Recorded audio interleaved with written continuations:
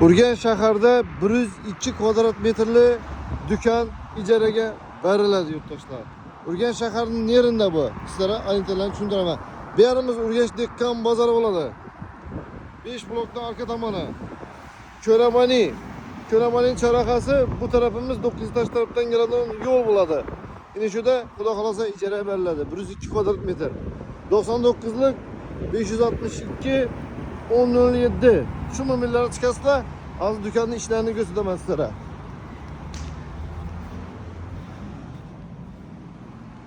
Su, gaz var, atapnine var. Dükkan akşam boşadı. Ariston var.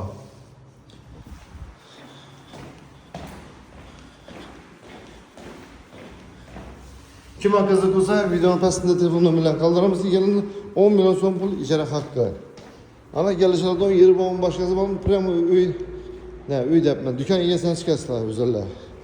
Sağ olunlar bizi izleştin devam kalalım.